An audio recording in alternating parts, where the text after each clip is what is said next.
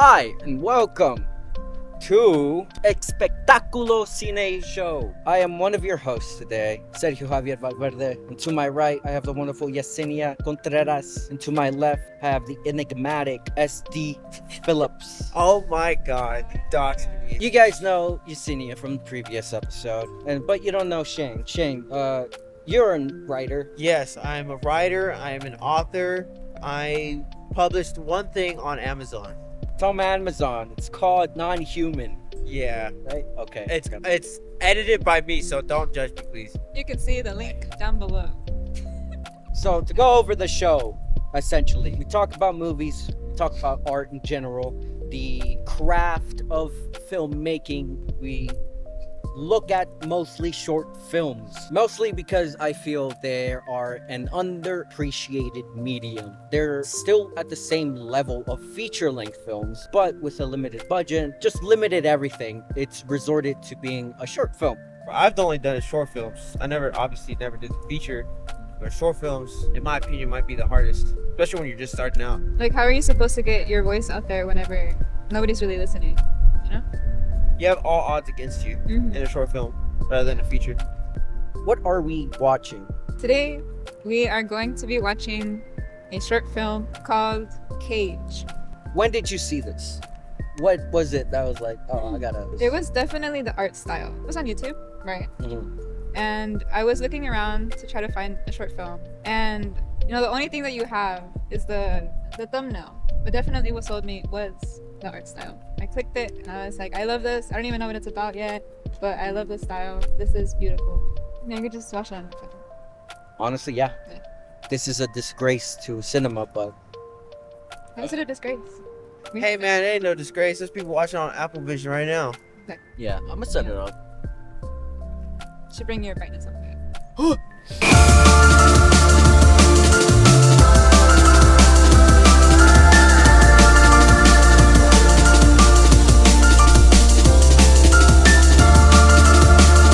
Cage, directed by Chen Yu-chun. It's another animated one.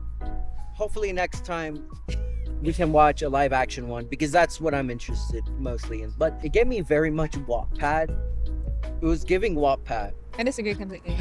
I've never seen Wattpad or read Wattpad. I see some of those motion comics, and it reminds me, the art style kind of reminds me of that. Okay, so what do you think was the message? What do you think was going on? It's a well done story. It does its job in visualizing the story, since there's no dialogue of any kind. So it takes us on this journey. We see these characters, we see their dynamic. Obviously, one is put in the cage, i.e. the title. So we see that power imbalance. Personally, I think it's about infatuation. In the beginning, I don't know if you saw, the demon is surrounded by beautiful paintings and statues of the blonde angel. And it was of the blonde angel. Like, it wasn't of angels.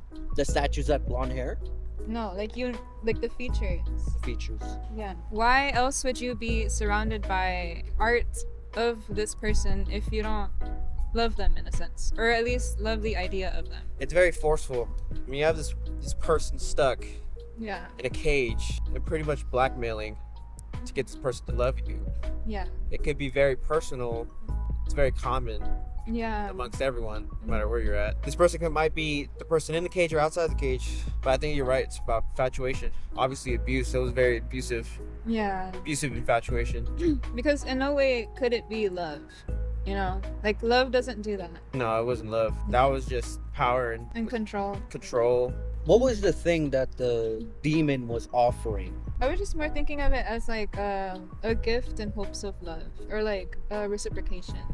You know? Because they very clearly wanted the character to see the ginger like beaten up. Yeah, they had more control over the blonde angel. I have all of the power in the situation, and I can take the cage away from you if you only take my hand, you know? What a blackmail. I feel like I've seen this before in so many forms. I've seen the tale of where like power imbalances, this and that. I mean, does it have to be a completely different story to still be impactful? I feel like the way that they did it, although it has been done before, was so beautiful, but so like damaging. Like it hurt so much to watch, but it was also like so beautiful that you don't want to stop watching it, you know? It could be honestly just him practicing. It's a generic story, but I do not see that same art style. If you look at it, it's computer generated, but also pencil drawing. It's scratching at me, and I'm trying to figure out what it's telling me. It's obviously better to die than it is to be forced to love. I'm interested in the iconography, in the demon and the angel, whether that was for aesthetic reasons or a deeper metaphor. Was it something biblical? I mean, you've been reading the Bible. I would say that demons want what angels have. They were banished from heaven, so obviously they see angels as beautiful. So it's like a type of jealousy. It is a sense of infatuation, but there's also like a I want to be you, but if I can't, then I'll have you. Which, yeah, it's also an easy way to be like, oh, this is not a good person. Yeah, it was just a message. It was just the person that's bad is the devil, the person that's good is the angel. I think the message was, I'm not going to do whatever you say or do whatever you want me to do at all costs, whether if it has me to be dead or not.